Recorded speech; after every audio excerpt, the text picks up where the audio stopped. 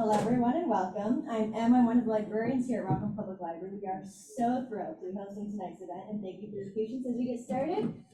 For those of us joining on Zoom, which I believe is that camera, please keep your camera and microphone off for the duration of the event. And if you have any questions or comments, please type them into the chat throughout and we'll address them during the Q&A portion at the end. For those of us joining in person, also welcome. And I have this handheld microphone here, so when we get to the Q&A portion, you are welcome to raise your hand and I'll run this over to you just so the Zoom people can hear your question as well. And first off, I'm going to list the next couple events coming up at the library for those interested. Next Thursday at 6 p.m. on the 7th, we're going to be hosting a sound journey with Lori LeBlanc, who is from Belfast. She will share her personal story of healing and transformation with sound, a journey from discovering her inner healer to supporting others interested in energetic changes.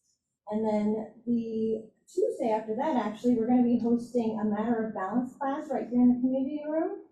That starts on the 12th, and those will be at 1:30, and that goes for 8 weeks. Many older adults experience a fear of falling, and this class will be focused on improving your flexibility, balance, and strength, and we're co-sponsoring that with the Penn Day Medical Center and Walden County General Hospital, so that should be a really good class as well, so please sign up for that.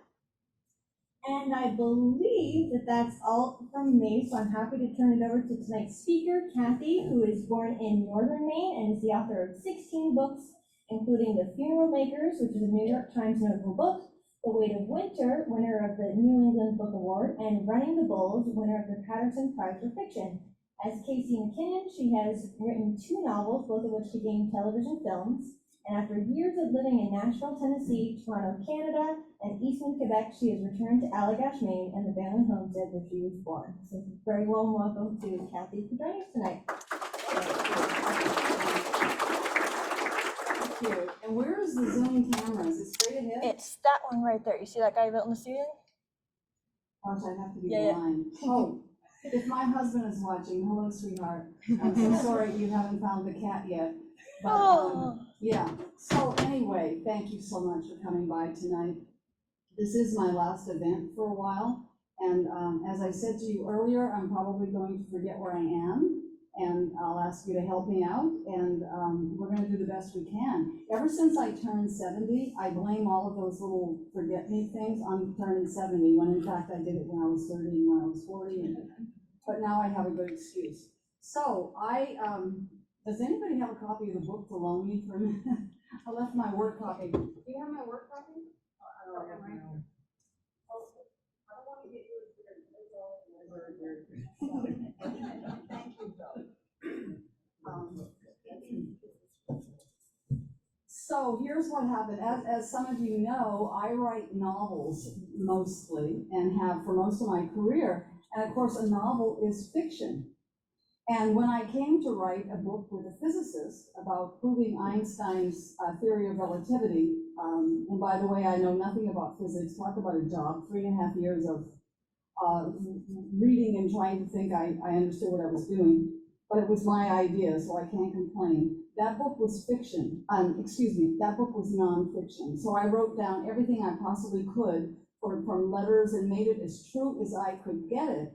And when I did that, I realized for the first time in my career that as a fiction writer, I was addicted to telling the truth.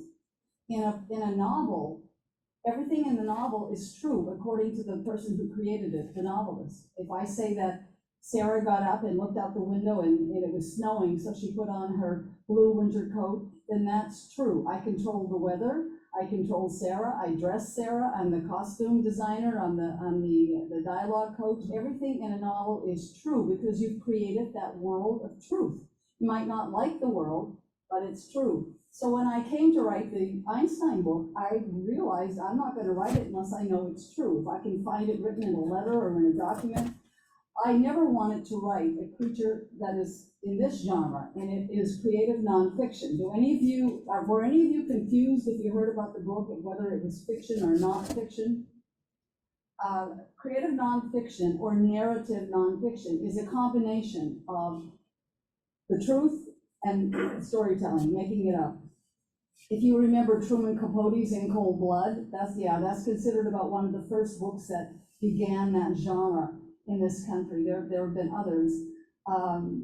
Norman Mailer's Executioner's Song, if some of you read that. I read it in the 70s when I was a young writer and thought, how did he know what all those people were thinking? And Gary Gilmore demanded that Utah shoot him.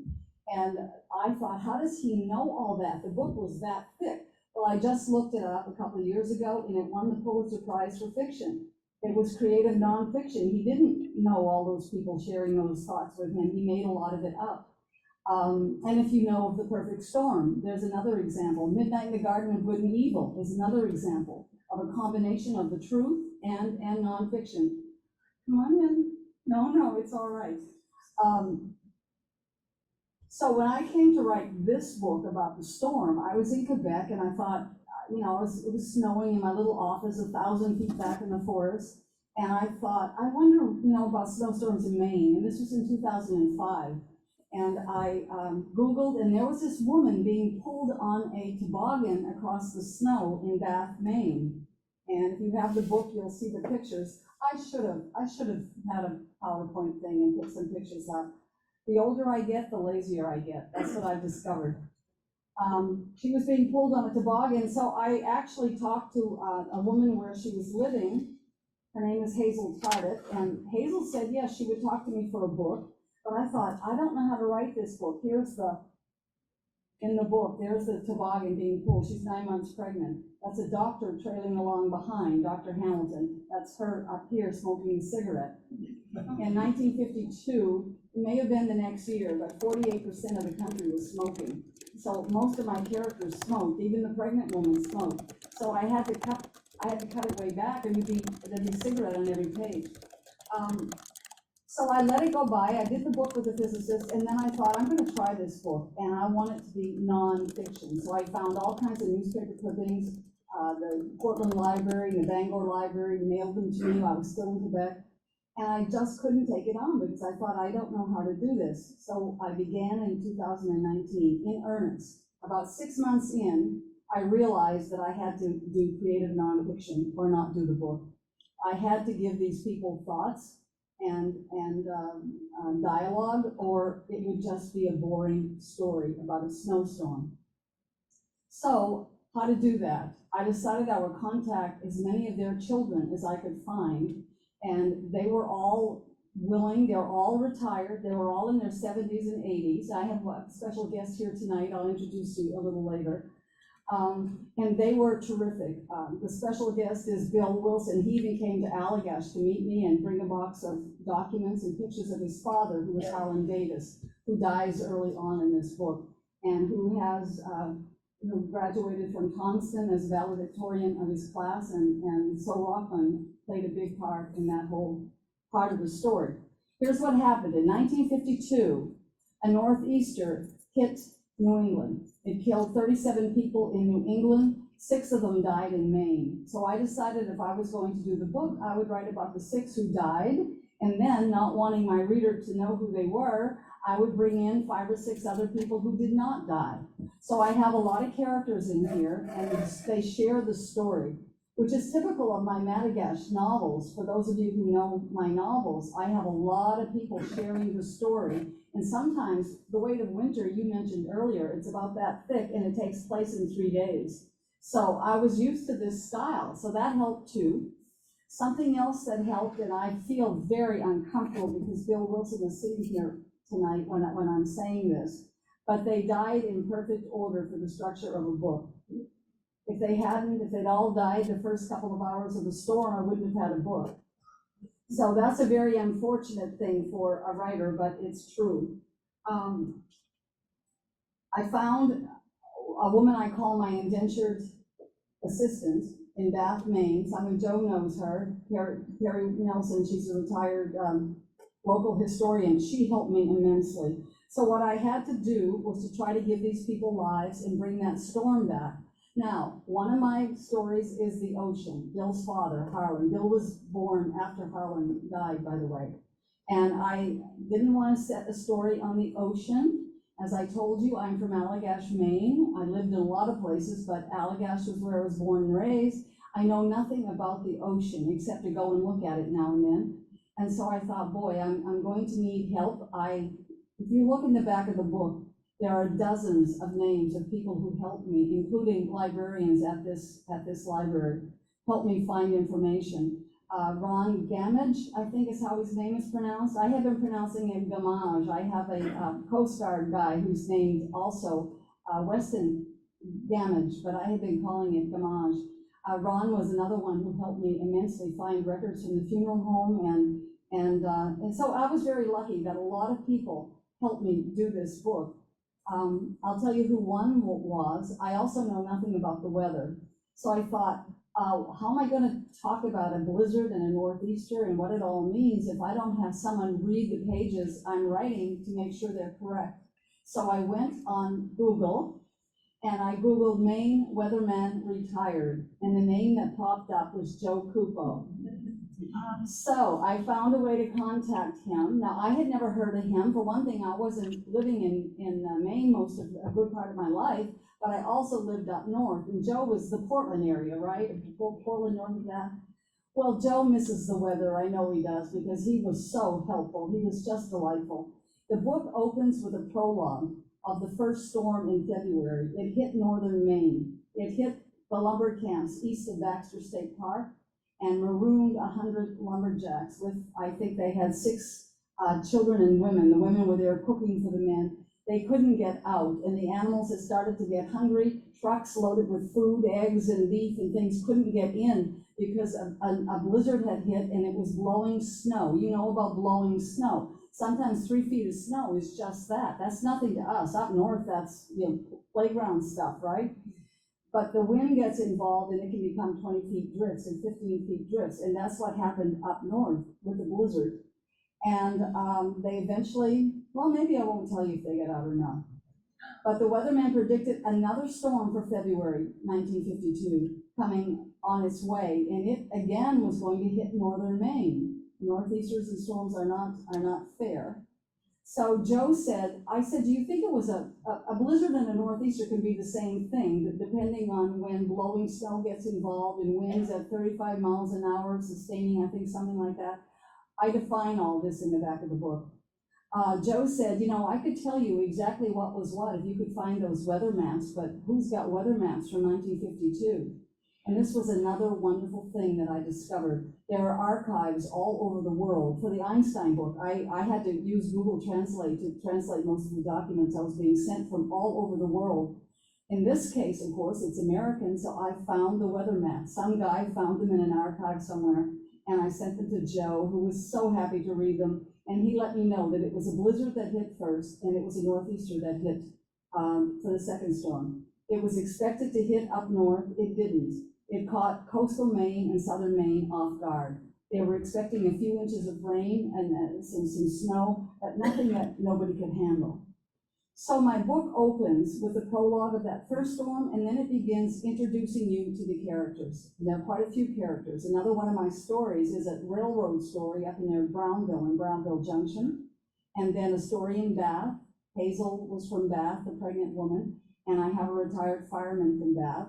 And I have a cat named Snooky, who was trapped in the storm. And Snooky is also from Bath. Snooky was Bill Dwyer's cat, and I didn't make that up. We have all the newspaper clippings about Snooky the cat. So sometimes you won't know what I made up and what I didn't. What I did was for people like Bill and Hazel's daughter and sons and the Coast Guard's 2 sons. We found his record he filed that day of Bill's father, when Bill's father died. And I let them read everything that I wrote. Hazel Tardif says that I sent her over 1,000 questions. Mary, her daughter, Mary Werta, Hazel's daughter, who lives in Connecticut. She's one of the few people I haven't met face to face. I sent her over 1,000 questions in a year and a half that I worked on the book.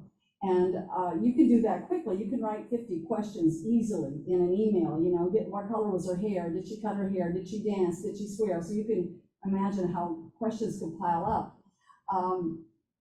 I told everybody. I have 2 fishermen who were stranded on Branch Lake near Ellsworth. I have a retired theater man who's on his way back from Boston. Another thing that happened during this storm that caught southern Maine off guard was that the ice follies had come to Boston Garden, So all over New England, people came to see Frick and Frack, the skaters. Oh my God, when I'd hear my mother say, he's worse than Frick and Frack, I thought she'd made that up, you know? And here are these guys that were incredible athletes. They could do amazing flips and all kinds of things on the ice, wearing their lederhosen and little funny hats named Frick and Frack. And I think Sonia Henny was also at the Boston Garden, so people had piled out all over New England to attend that performance. Then they started driving back to their respective homes, many coming up into Maine. The Maine Turnpike was 45 miles long in February of 1952. It ran from Kittery to South Portland. And then you had Route 1. So all of these cars start north, and then the storm starts getting worse and worse and worse until they're down to, you know, like a mile an hour until they can't go any further.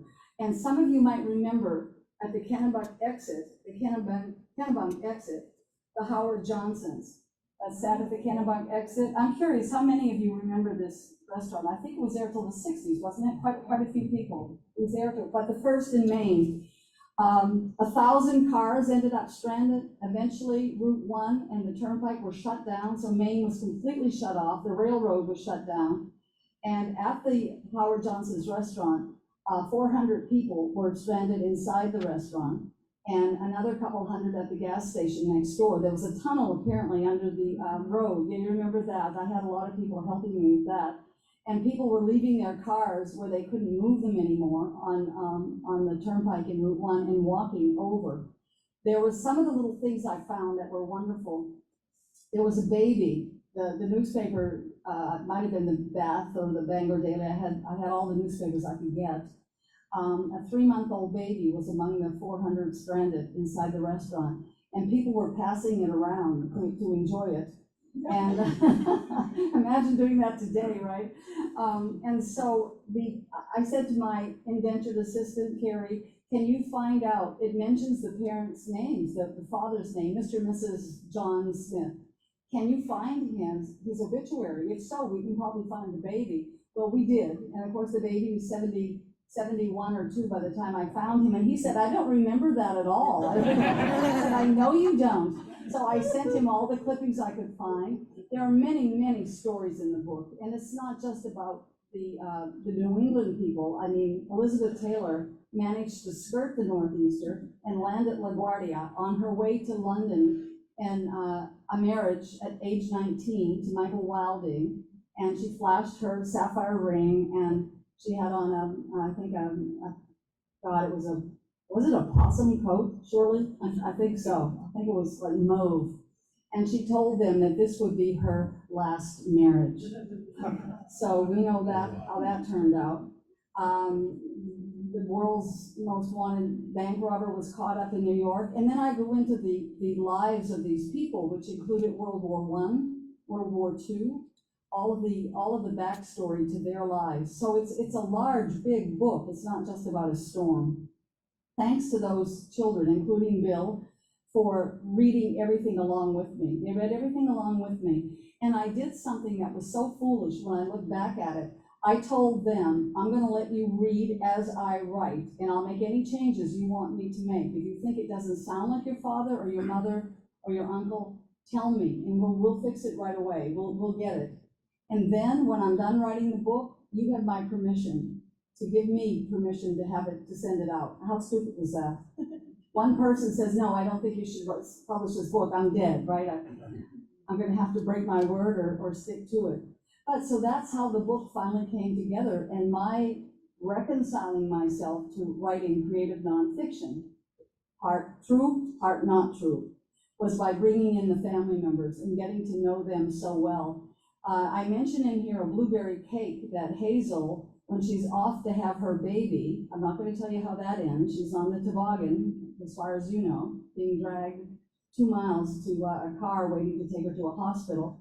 She made a blueberry cake with a nutmeg sauce and left it for the kids to eat while she was gone. And so I mentioned it, and I asked Mary, do you have the recipe? And she did, and I meant to put it in the book, but didn't. So Yankee Magazine did their largest excerpt to date. Some of you may have seen it, and it was the largest one they did to date. I know you obviously did, but I can tell by your recognition, your smile. Mel Allen is the editor, and he came to Portland to interview me for my event at Mechanics Hall. And Peggy, I'm trying to think of her name, is it Radonsky, who does the food column for the Portland Press Herald? Close enough, okay. She came up and said, I want to know, this summer when the blueberries are out, I want to know if I can get that recipe. Can you get it? And I said, yes, I have it. So Peggy, true to word, got in touch with Hazel's daughter, and Peggy made up the blueberry cake and did a couple of changes. I think butter might have changed a little since 1952, I don't know, but she made a couple of little twerks and published it in the Portland Press Herald with the nutmeg sauce. So at 3 places where I have been so far, this last segment I've been out, people turned up with the blueberry cake and the nutmeg sauce for everyone to enjoy. And where is M? Where's the blueberry cake, M? And by the way, it's delicious. It's that nutmeg sauce is incredible. So I got a young sailor in Bar Harbor. I tracked down his daughter. What's making this very difficult for me tonight to talk about is the fact that Bill Wilson is here. This is the 3rd time he's been with me at an event. He was at Bath, and he was at South Cushing, I think, and we went to his father's grave afterward, Harland's grave.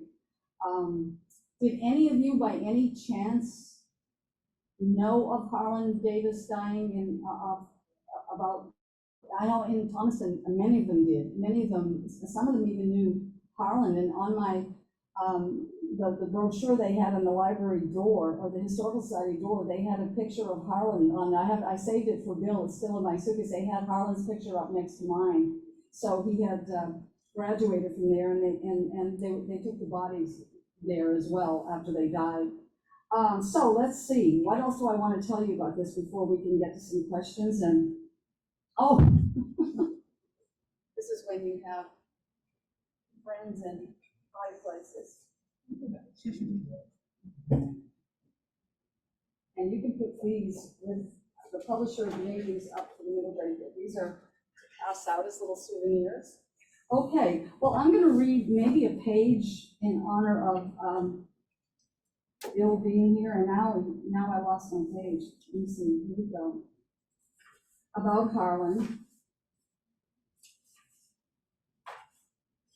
which I wasn't going to do, remember?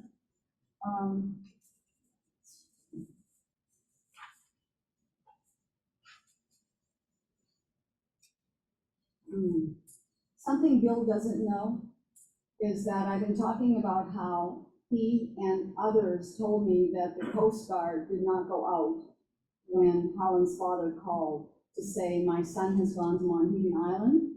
He's gone to get a load of lobsters. He has another person with him. That was Jimmy Hay from Portsmouth, New Hampshire. That was the first day of that second storm. That was the first day. They got up that morning. I checked the weather. It looked fine.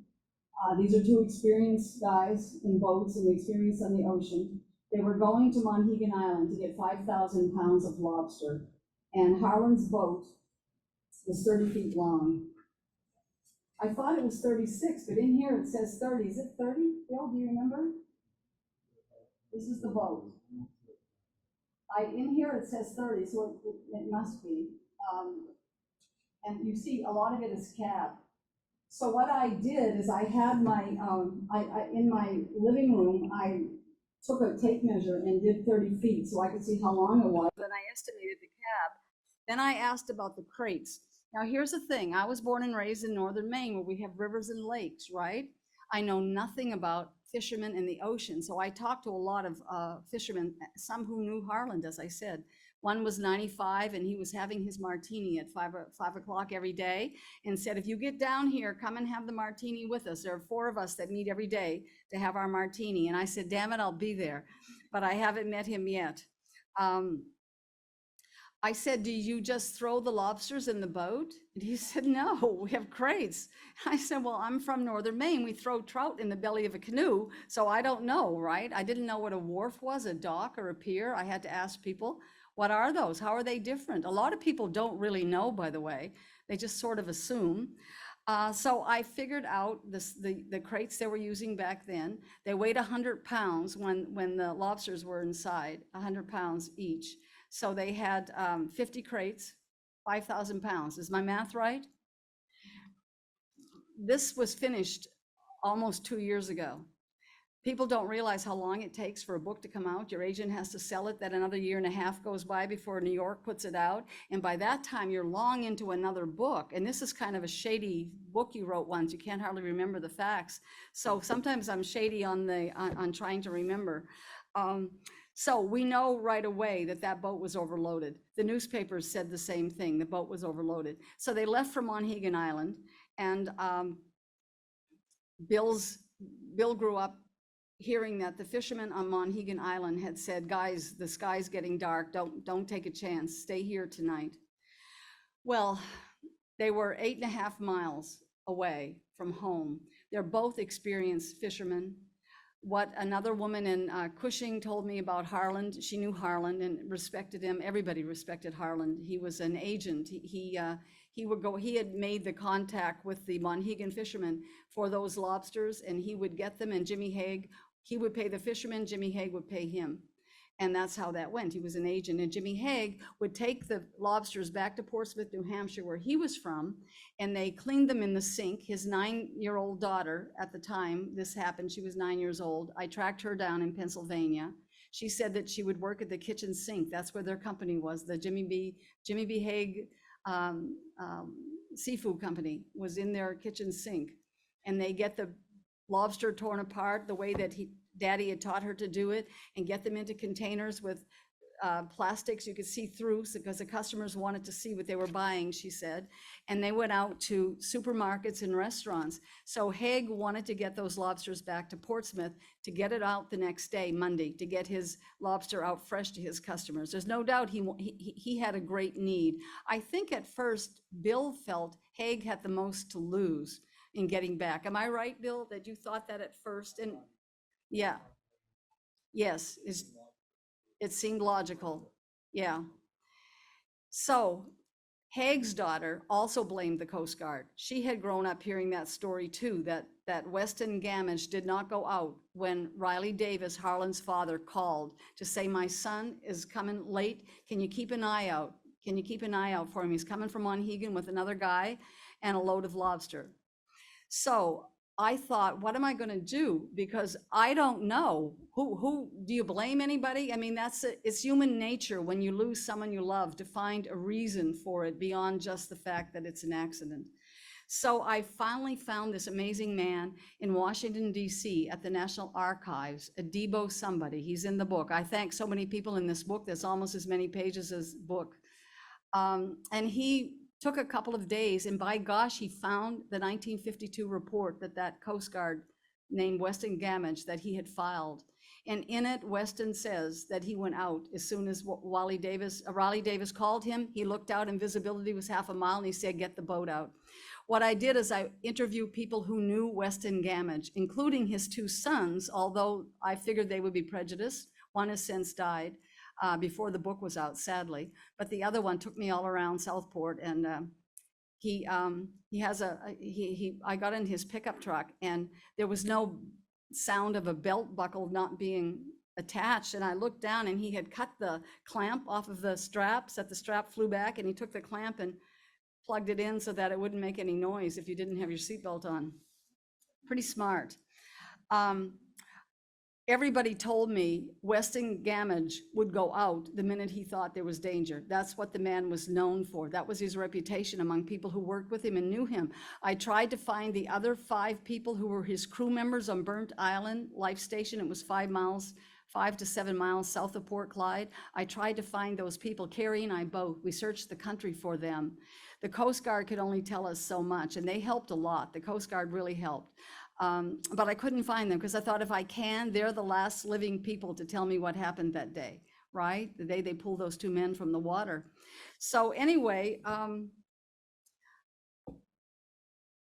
the report is what it is. It says he went. Everyone believes who knew Weston he would go.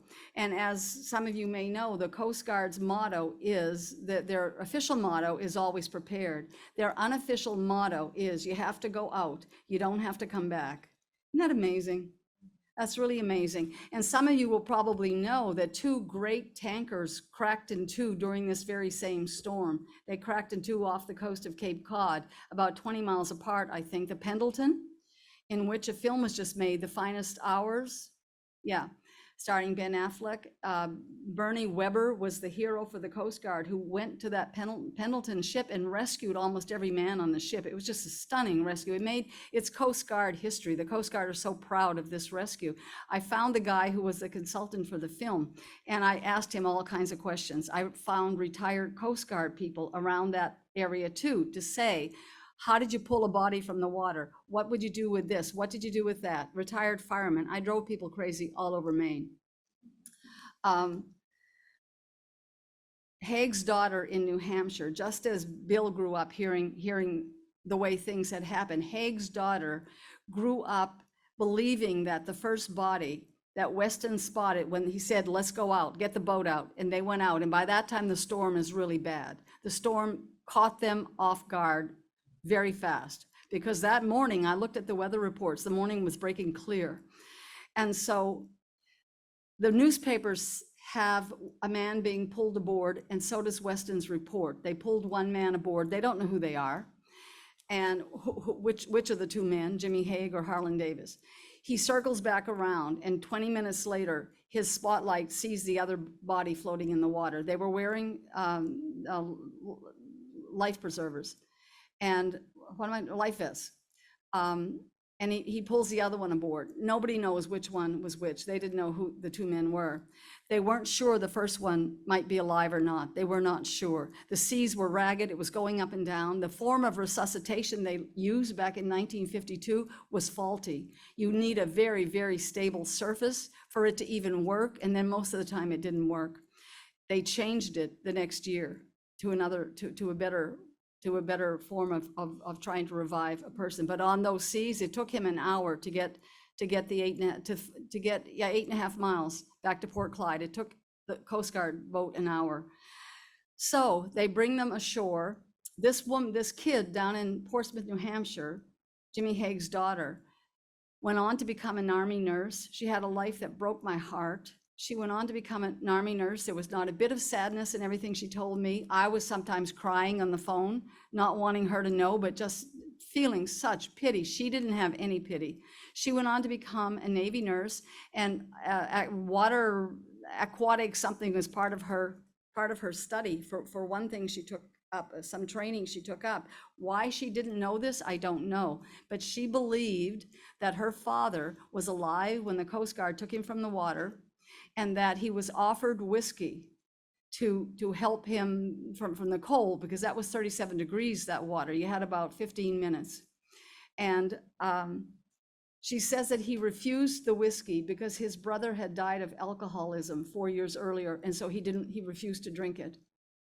Well, I went back to the Coast Guard and said to the film contact guy, can you find me your historian? Because I'd like to know if the Coast Guard did indeed do this. We know that that's not going to work, right, today, but maybe in 1952, with half the country smoking, maybe and a faulty resuscitation method, maybe they did. They found no record whatsoever of the Coast Guard ever using whiskey to revive. Is anybody here former Coast Guard by any chance? No, they found no record of whiskey being used to resuscitate. That big dog running with the keg of whiskey, that became famous because of the painting that shows him doing that. So anyway, that's what she believed. Now think about this, a 9-year-old kid, and this used to haunt me at night, this 9-year-old kid, how many times did she wake up at night? She was daddy's girl. How many times did she wake up and think, Daddy, why didn't you drink the whiskey? Why didn't you come home to us? You could have come home to us. It's a very sad thing, but it's not true. So whose fault was it? If it's anybody's fault, whose fault was it? I think Bill arrived at the same conclusion I finally did. I dreamed of Harland. I mean, I spent so many nights trying to figure out what all these people were doing. You know, 6 of them died. Harland was the captain of the boat. That's absolutely true. They were completely overloaded. 5,000 pounds of 50 crates in that little space that you see in there. So the Monhegan fishermen probably advised them, don't go, the sky is looking bad. They're both experienced fishermen. It makes sense, doesn't it, that both of them got in that boat thinking there was no problem. They're going to beat the storm to that 9.5 miles, 8.5 miles. Of course they did. It was nobody's fault. If it had to come down to somebody calling a shot, the captain of the boat would have to call the shot. But these two men thought, we got to get ahead of this storm and get back. As the lady and Harland's friend said, every fisherman takes a chance on the ocean now and then. That would have been a good time to take a chance, really. That's not a long ways to go. Well, they were overloaded and the storm caught them much faster than they thought they would. I'm going to try to read just one page in here where Bill's mother, Alice, and Bill, remember, she's 4 months pregnant with him at the time, where she is waiting for word to come as to what happened. Is that her husband, that the report came in that they're bringing 2 fishermen in from Monhegan Island? It's a Sunday. Who else could it be?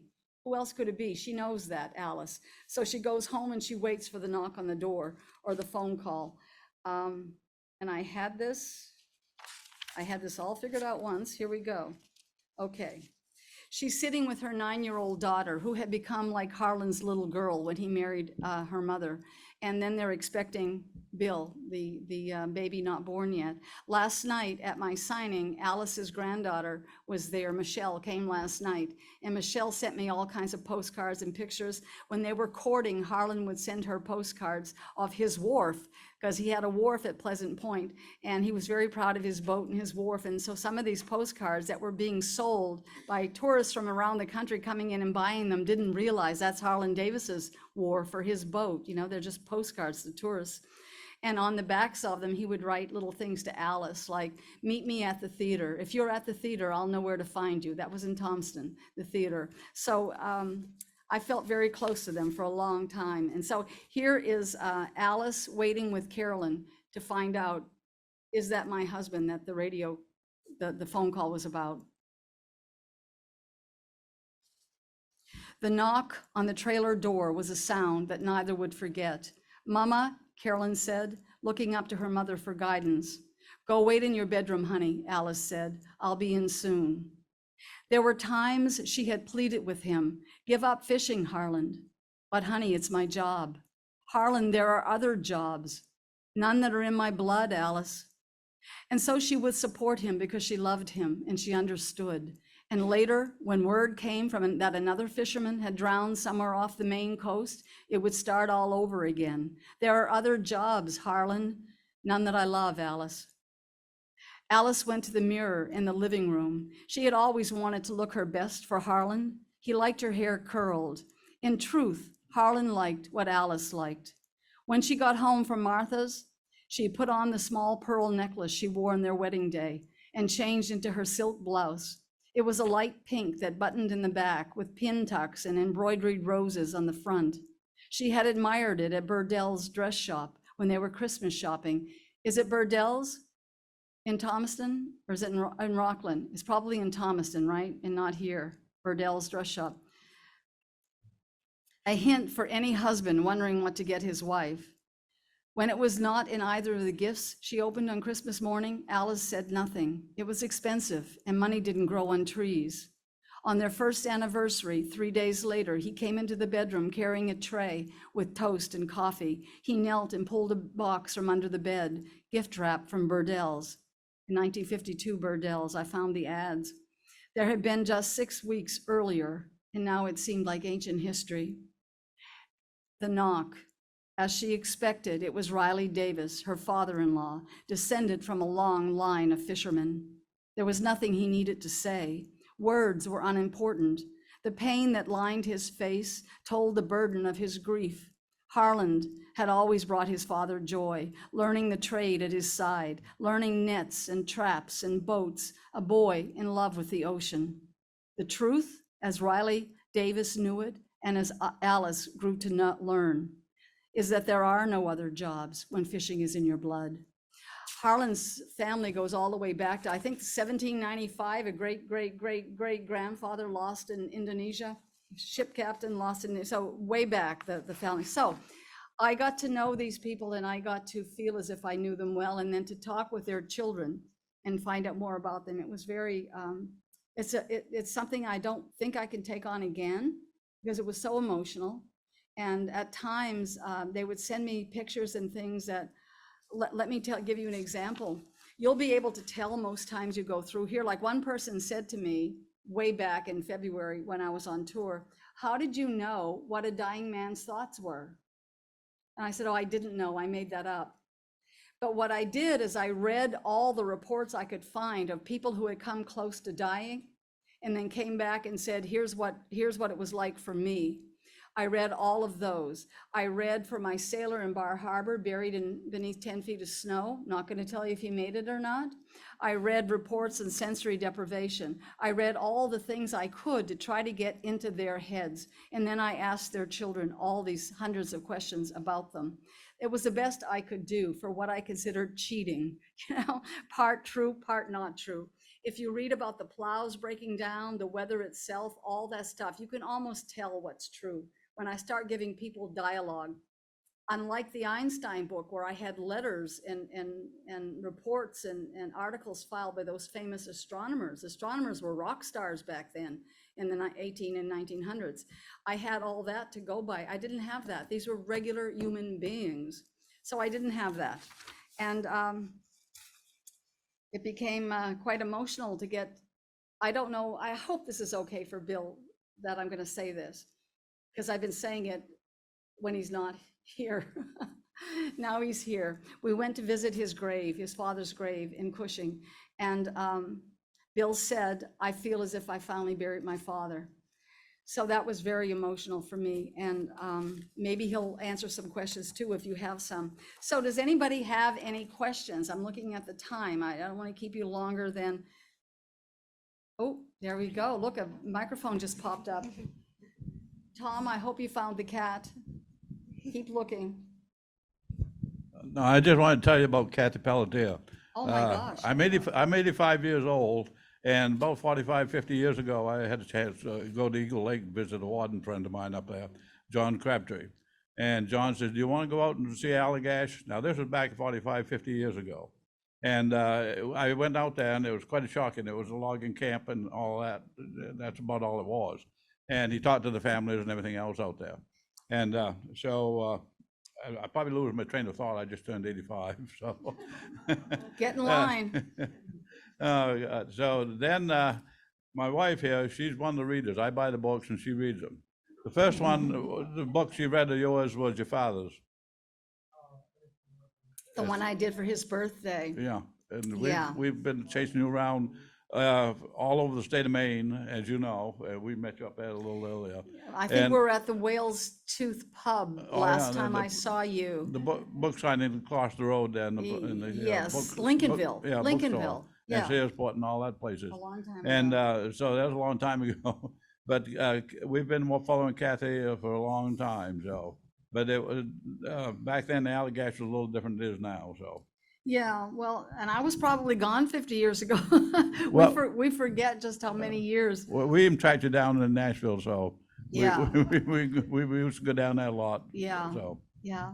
I think at its peak, I remember 786 people at his peak population. Now it's less than 200. But, you know, there's some pretty darn smart people there working from home and people who've gone off to become scientists and doctors and pretty amazing crowd. Very smart group of people, Allagashers.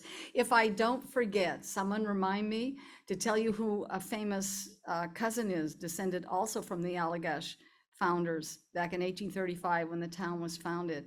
Well, I might as well tell you now, right? I just said enough. Okay.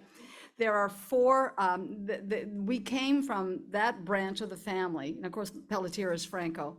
My mother's branch of the family came from Boston as loyalists and went up during the American Revolution, as you know, into Canada. They were promised their holdings and things that didn't happen, so they were intense. It was very, very terrible winter. 50 years later, the daughters of these loyalists coming up from Boston was John Webster Diamond had married Sarah Bradford in Boston. So we could be related to William Bradford, I don't know.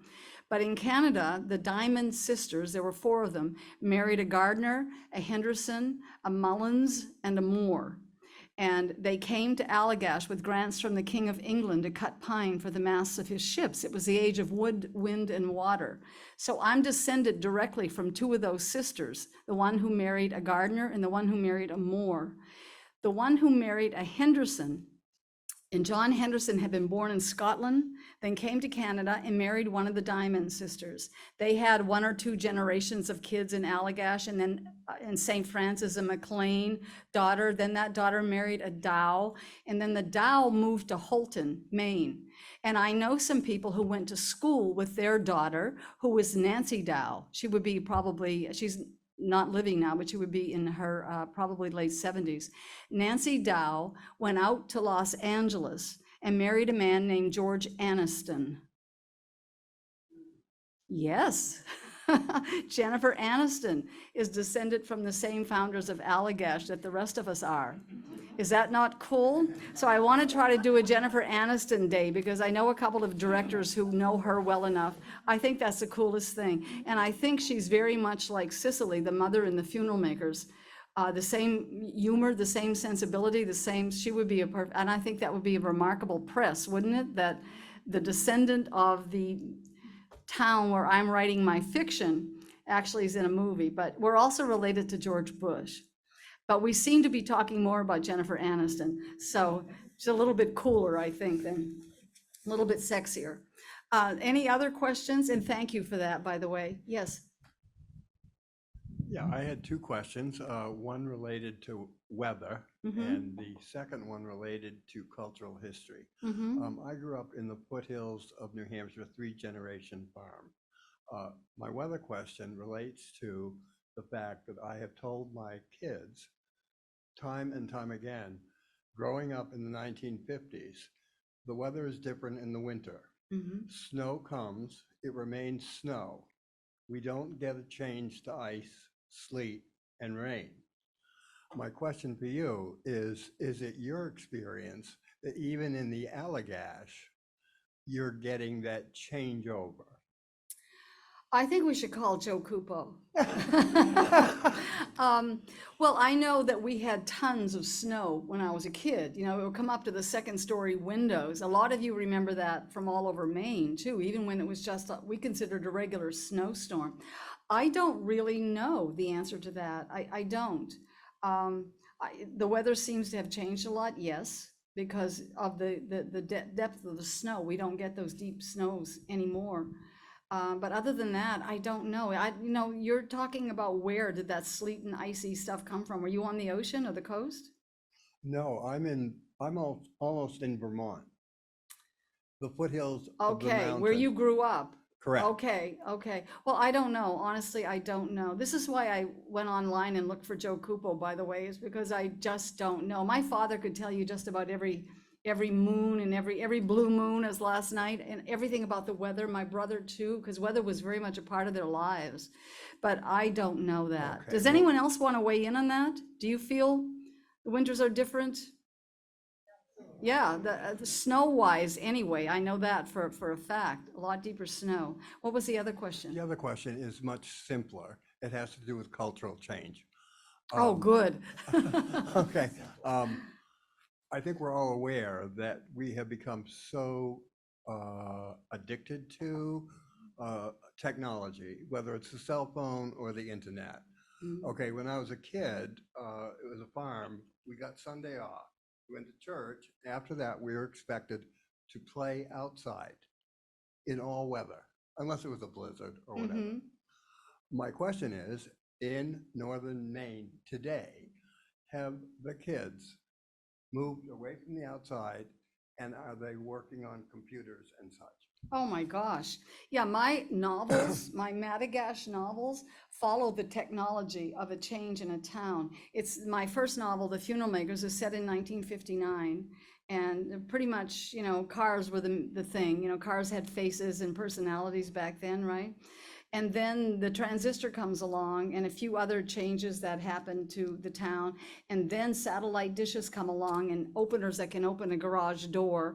And all these little technological changes are coming. And then in the One-Way Bridge, which is probably my favorite novel for the Allagash books, all of these blue screens, these blue faces are sitting in separate rooms of houses where people are sitting in front of computer screens, not on front porches together anymore, not on back porches together. They're sitting as this runner runs at night, and she notices these changes. And the retired, the former Vietnam veteran who likes her will follow her sometimes so that his pickup lights light up the road for her so she doesn't fall, but he really likes her, is why he's doing it. And he's the one making the comments of the changes as he goes. When I finished that book, I thought, I'm done with Allagash. It's 5 novels I've written set in that fictional town, following many of the same characters. When I wrote The Funeral Makers, I was in my 20s.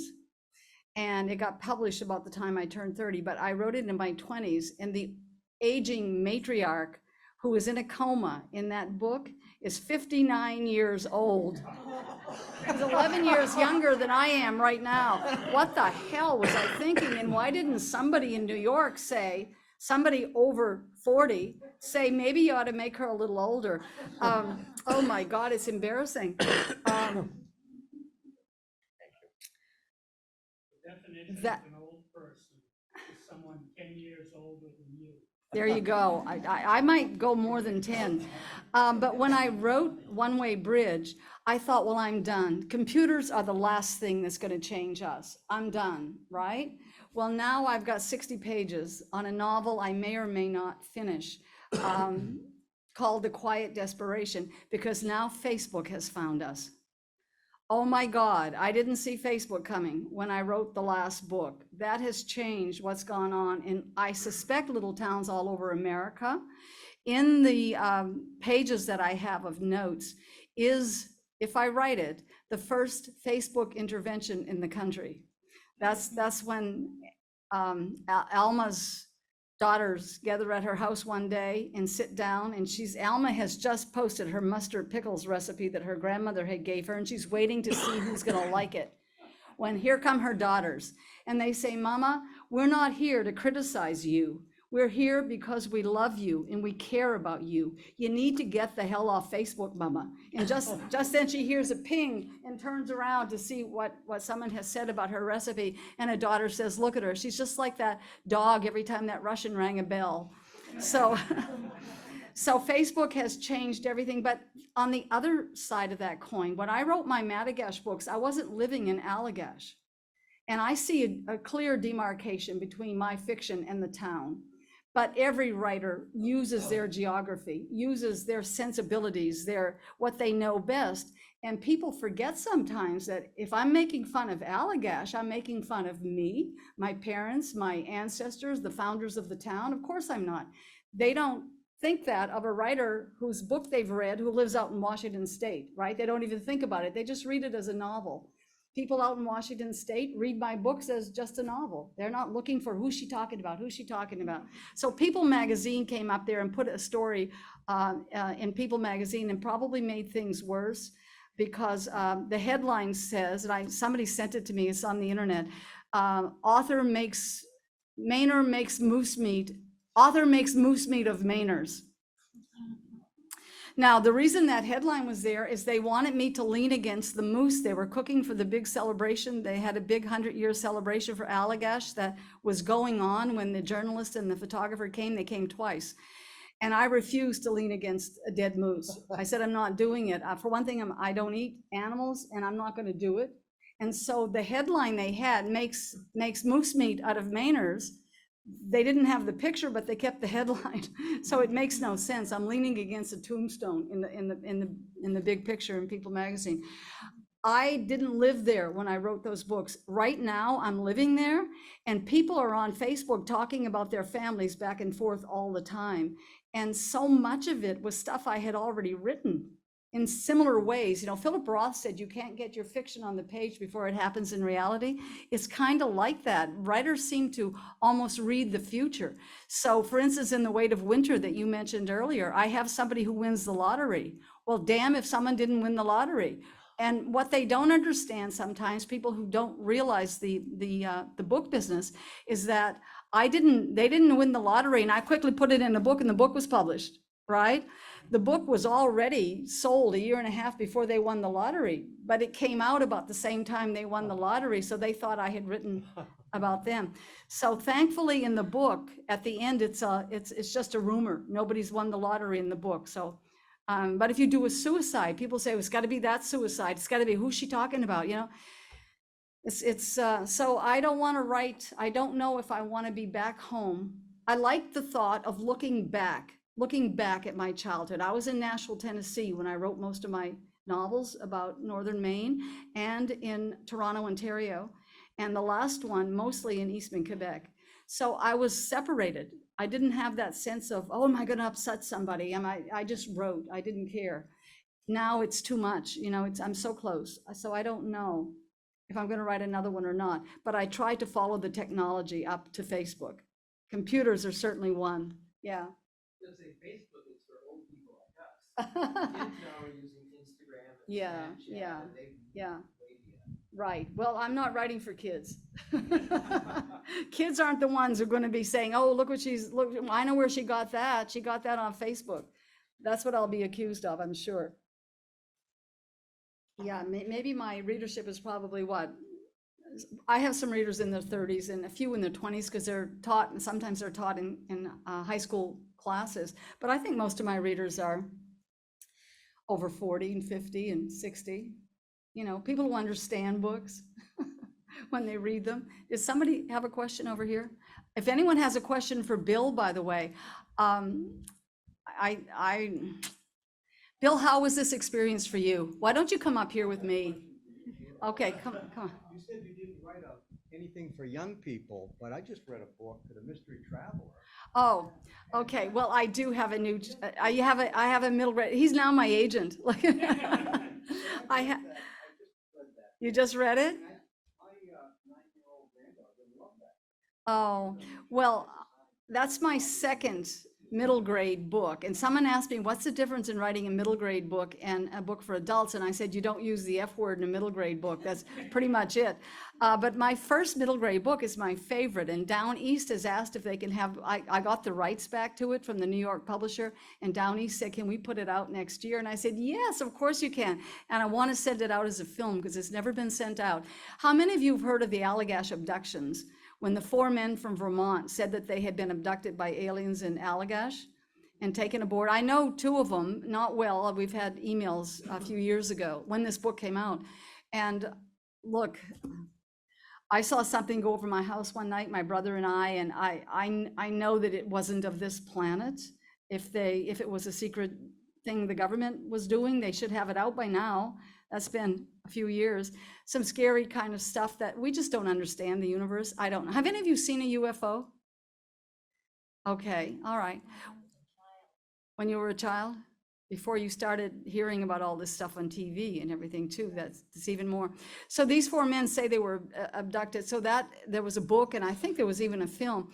I have 2 little girls in the summer experiment, it's called, and they want to win science fair. And one little girl is very much like me, a pretty much know-it-all little girl, except she has a 4-wheeler more than I only had a bicycle that I picked potatoes for. But they say we can win science fair if we contact aliens and interview them. They've been here before, they'll come back. So that's what the whole premise of the book is about. And I think my adult novels are for people over 40 and 50 these days, you know, because people are getting all this new technology. People under 30 have all this new technology coming at them. And I'm glad that some of them still read, but I don't know if they're interested in my books unless they're on a high school reading list. But thank you, Bill, for plugging my book. But do you want to talk about your experience writing this book? Okay. I was told by Michelle, who is Alice's granddaughter, that Alice felt guilt all her life for giving up the baby. And if you read the book, and as in love with, as it seems that she was with Harland and vice versa, the first thing you say is, what? She gave up the baby? You know, you just can't believe it. But it was 1952. She had a 9-year-old daughter and a baby on the way. And as far as I was told, a mother pressuring her and a doctor pressuring her to give up the baby. How are you going to take care of this baby? You're not going to be able to. Imagine the grief she was going through at the time of losing Harland, along with being pregnant, and hormones probably playing their role in there too. It must have been a very difficult decision. And so I'm glad that it worked out, and that Bill, I'm glad when you told me you felt you'd finally buried your father. I mean, that meant everything about the year and a half, 2 years it took to write the book. And I wish that he would meet Haig's daughter, which they haven't yet, but Barbara Haig, and it's not how she pronounced the name, by the way, Haigh, down in Portsmouth. I can't remember what she said on the phone, so I'm still calling it Haig.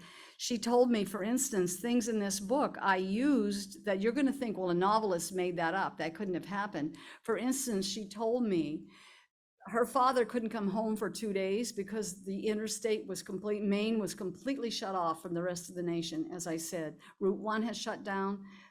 That short piece of turnpike was shut down. The trains were no longer running, nothing. They had to wait 2 days to get him back. And of course, no cell phones, no ways to really call and communicate back then.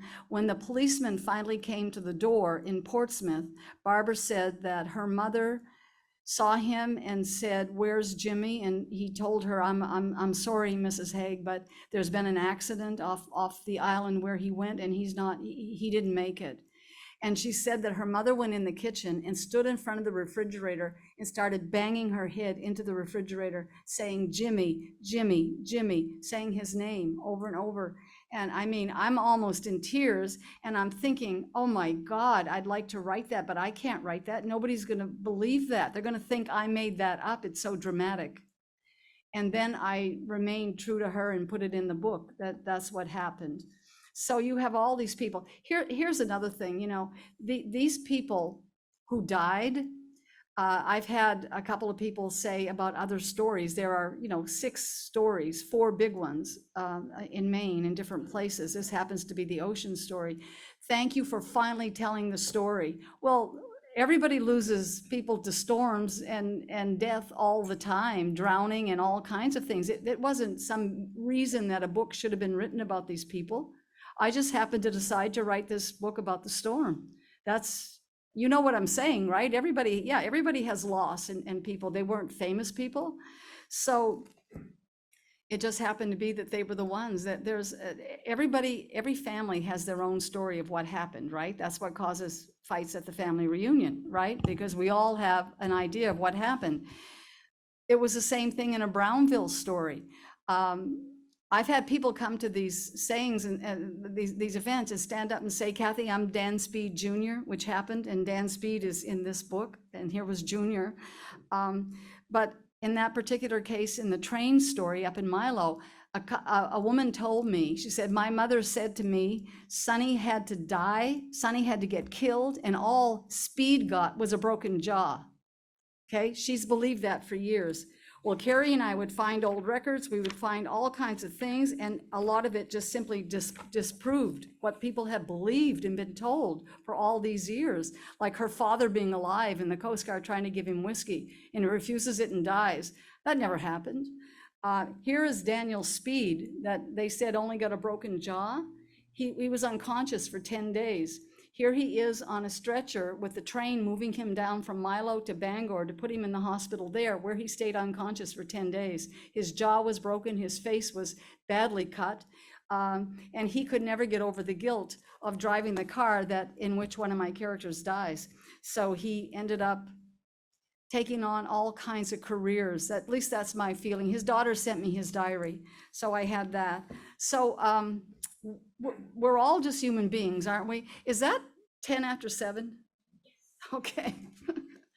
I'm going to read you the last page of the book, and I'm doing it as an homage to all of you, for all of us being human beings who do our best.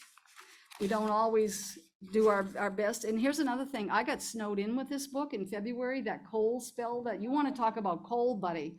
60 below. I've never heard people talk about the cold in Northern Maine with fear before, as I did. At least people over 50 and 60 who had to drive, because they would say, "Do not go out more than 2 or 3 minutes unless necessary." Who hears that on the news? That's what the news was telling us. I decided, well, look, I'm so close to home and I know that road. I'm going to try it. And my husband was frantic. Friends were frantic. No, you're not. I was doing the same thing, except with snow. I can make it. I know the road. The next morning, there were pictures of cars out all over that stretch of road I would have taken. We all, as the lady in Pleasant Point said, we take a chance now and then. And I think that, you know, a lot of people took chances. Another thing, Bill, Jimmy Hague didn't think, oh, damn it, if I go with Harland, I'm going to die, and stepped in the boat and went. He thought they were going to make it too. It was nobody's fault. It was just two guys who are experienced fishermen who says, hey, that storm looks bad, but we're ahead of it. We're going to make it this 8.5 miles. Nobody was to blame. So here's a quote that I've loved ever since high school, and then I will end with this, unless some of you have some more questions. This reminds me of all of us.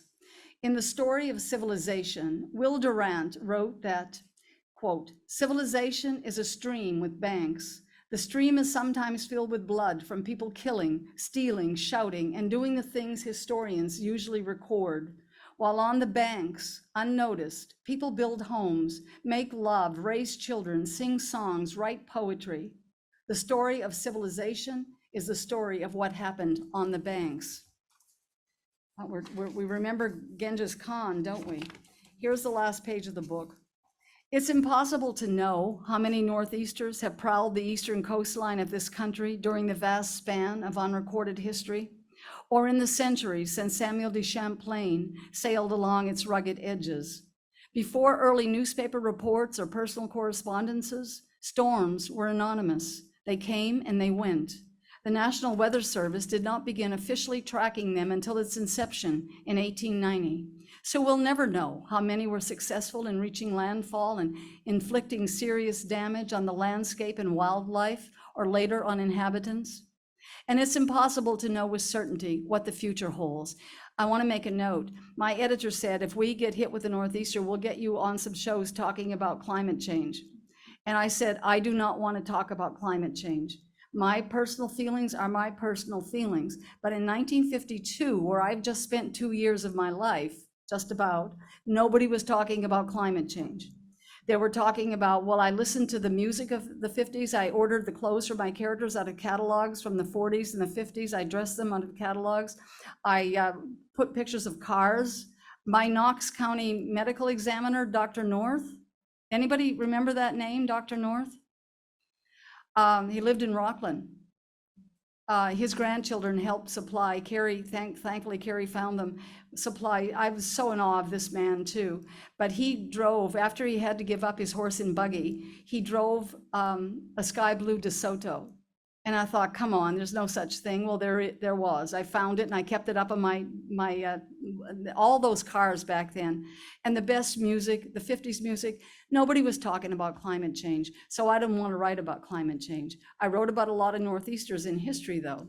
It's impossible to know with certainty what the future holds, but according to statistics, the sea level has risen a foot since the big storm that locked Mark Twain in his New York hotel room.